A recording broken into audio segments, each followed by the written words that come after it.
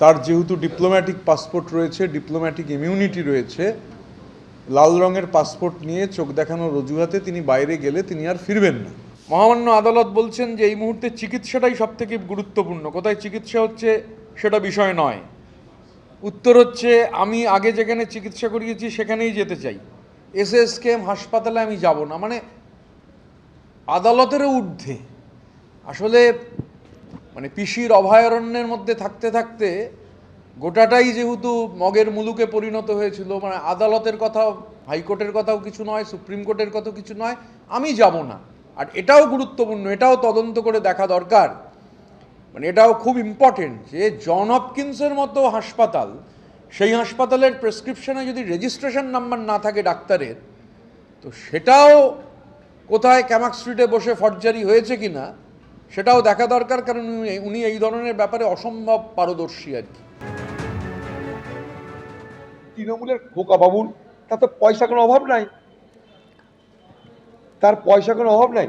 সে নিজে আমেরিকা যেতে পারে, আবার আমেরিকা থেকে ডাক্তারকে ভাড়া করেও নিয়ে আসতে পারে, তার তো সবই আছে। সে যা করে করবে, কোর্ট যা করে করবে, আমাদের বলার কি আছে। আপনি সেবাশ্রয় করছেন, আপনি স্বাস্থ্যসাথী কার্ডের কথা বলছেন, আপনি এত মেডিকেল কলেজ তৈরি করেছে আপনার সরকার বলে জ্ঞান দিয়েছিলেন, তাহলে কি পরিষেবা ছিল যে আপনার চোখের চিকিৎসা করার জন্য আমেরিকায় যেতে হচ্ছে?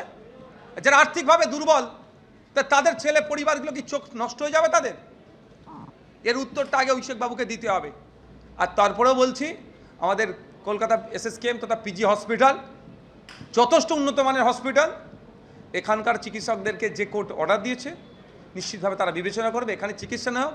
এখানকার চিকিৎসকরা যদি ফেলও করে নিশ্চিতভাবে পরের স্টেপ তো হচ্ছে আইনসভা, এই আপনার কোর্ট আছে তো সেখান থেকে সুযোগ দেবে।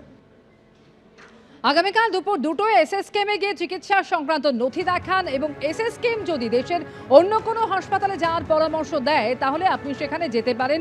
এই মন্তব্য আজকে করেছেন মাননীয় বিচারপতি সৌগত ভট্টাচার্য।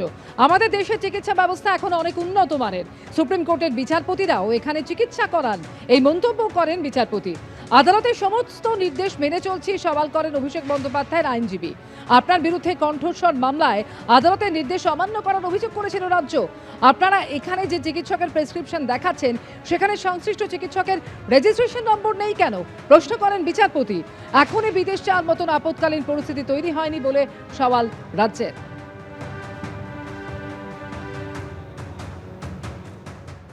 এবিপি আনন্দ, এগিয়ে থাকে, এগিয়ে রাখে।